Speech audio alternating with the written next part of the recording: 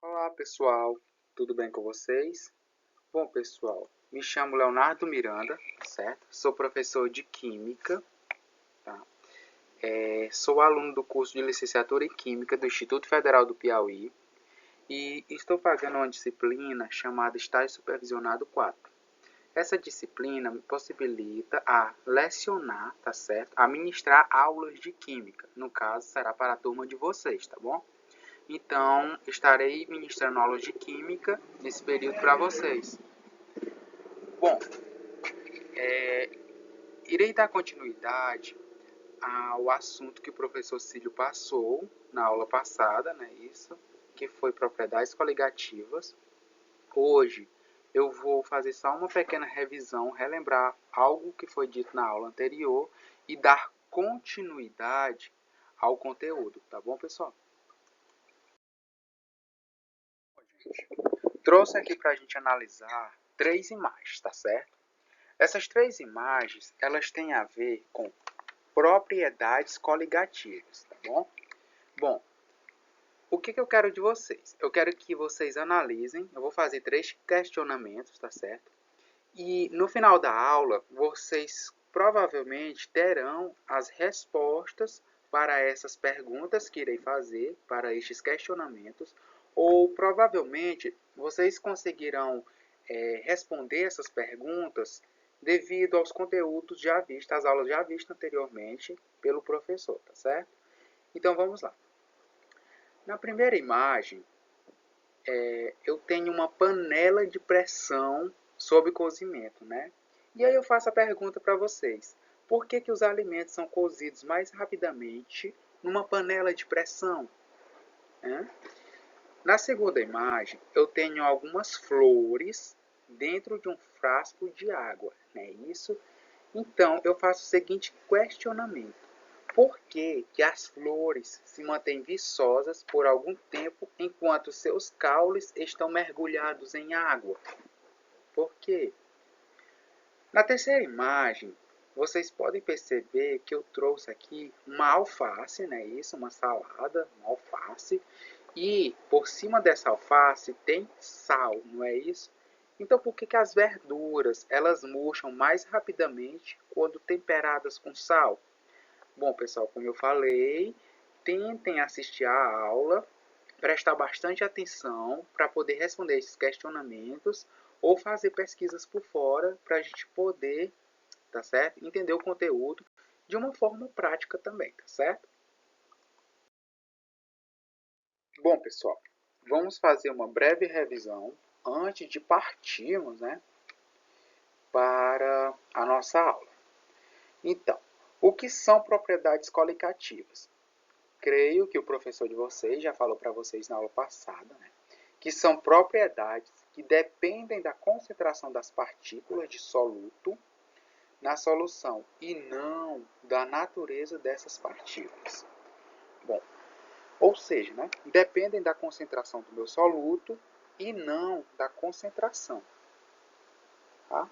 Por exemplo, pessoal, vamos supor que nossa mãe esteja na cozinha fervendo uma panela de água, seja para preparar um café, seja para qualquer outra coisa, tá? Ela está ali na cozinha fervendo uma panela de água, né?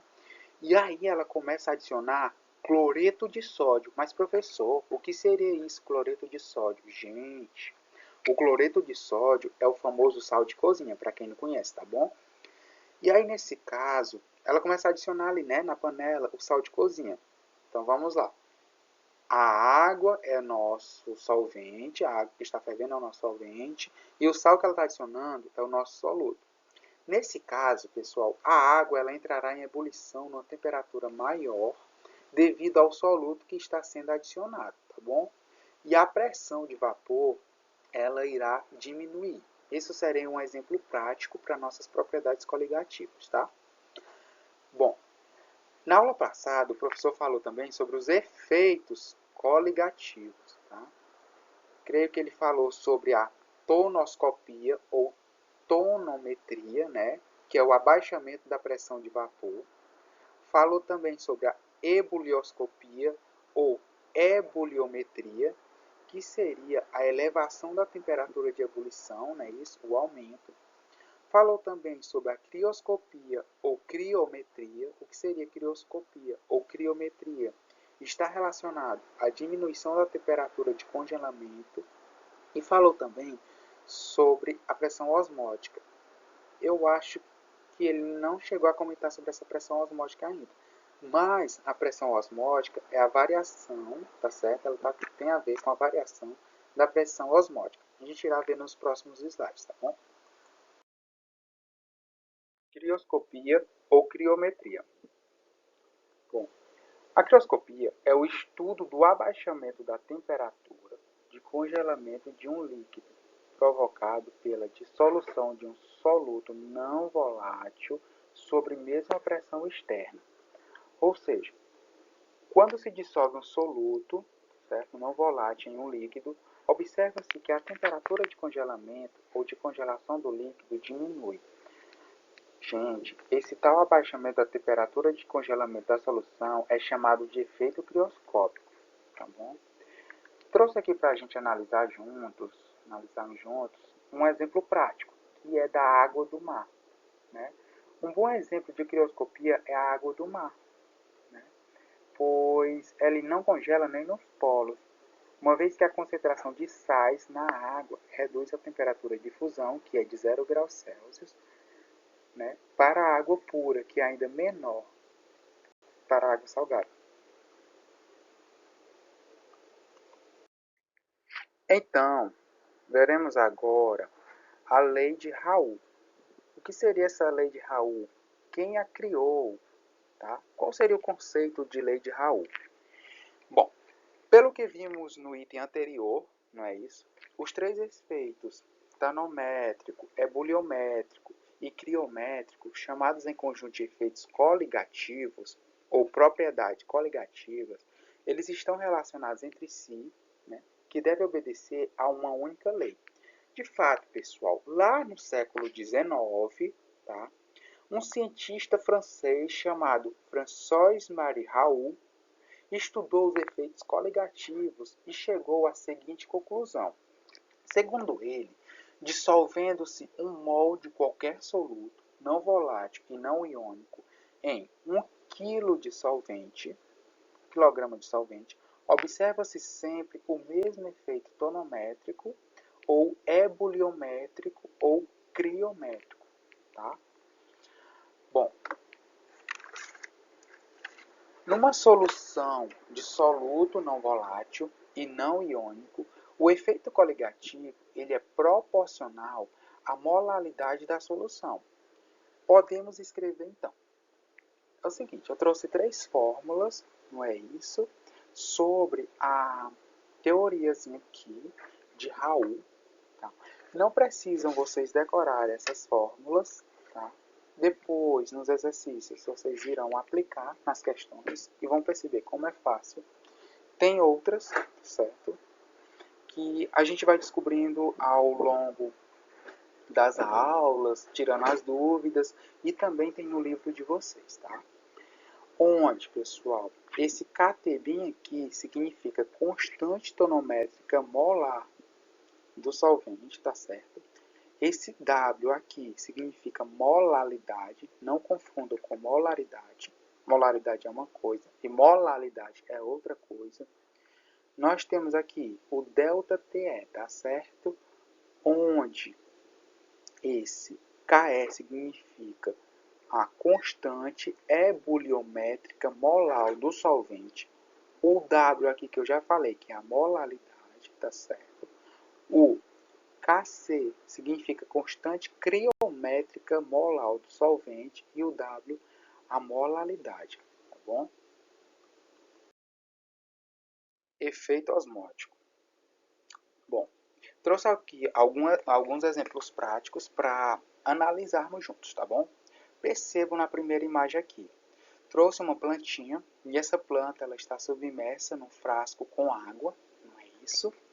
E aí a gente percebe que essa planta está viva, né? Está bonita, radiante, vivíssima e tudo mais, né? Se mergulharmos o caule dessa planta, de uma flor, de alguma coisa viva, de alguma plantinha, né? ela se mantém viçosa por algum tempo. Mas, professor, por que isso acontece? Gente, isso acontece porque a água ela penetra pelo caule, não é isso? Sobe até as folhas, se tivesse flor, também subiria até a flor, e ela vai manter ela entumecida, não é isso? Viva, radiante. Trouxe também aqui a imagem de uma plantinha, né? E essa plantinha, ela está também em um frasco aqui, né? Mas pelo contrário, esse frasco aqui, ele vai conter uma água com sal, não é isso? E aí, rapidamente, essa planta, ela irá murchar rapidamente. Mas, professor, por que isso acontece? Gente, simplesmente porque a água presente naturalmente, né, na planta, ela tende a escapar em direção à água salgada, viu? Por isso que ela murcha rapidamente. Então eu acho que isso responderia a uma pergunta que eu fiz lá no comecinho da aula. Vocês estão percebendo? Vamos aqui para alguns conceitos gerais, tá? Eu trouxe aqui também duas imagens, né? Uma com uma pessoa aqui, né, adicionando um pouquinho de açúcar em um copo de água. E trouxe também uma segunda imagem de um copo de água toda diluída, né, toda dissolvida, né, a água, o açúcar na água, não é isso? Percebam aqui que a fase é homogênea, a gente só consegue ver uma fase e tudo mais, né? Então vamos lá. Percebam que na primeira imagem, colocando um pouco de açúcar no copo de água, a gente pode verificar, né, que inicialmente o açúcar ele vai para o fundo. Ó, percebam o açúcar indo para o fundo, tá? No entanto, com o passar do tempo, mesmo que a água ela não sofra nenhuma agitação, a gente vai notar que o açúcar ele vai se dissolver e distribuir uniformemente por toda a solução. Percebam aqui na segunda imagem, tá certo? A esse movimento dá-se o nome de difusão. Tá, pessoal? Eu trouxe aqui para a gente perceber o que seria a difusão na prática. Tá? Então, o que seria a difusão? A difusão é o movimento espontâneo entre as partículas de substância, né, difusão, partículas de substâncias diferentes, que se misturam dando origem a uma solução, tá bom? O que seria a membrana semipermeável ideal?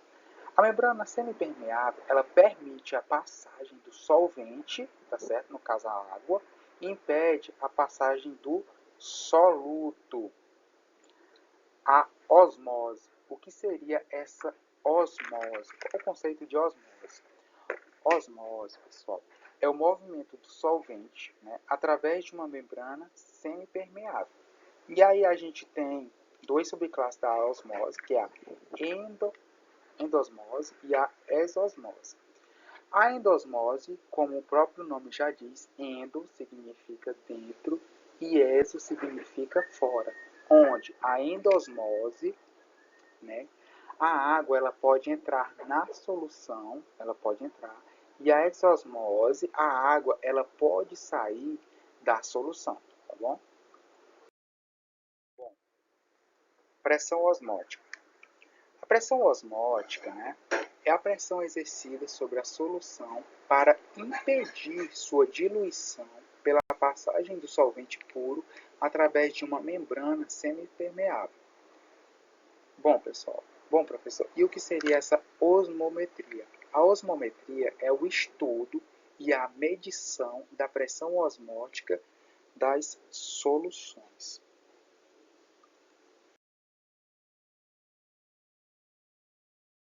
Bom, antes de dar continuidade e falar das leis da osmometria, é interessante notar, né, que se a pressão mecânica sobre a solução for exagerada, o fenômeno normal se inverterá.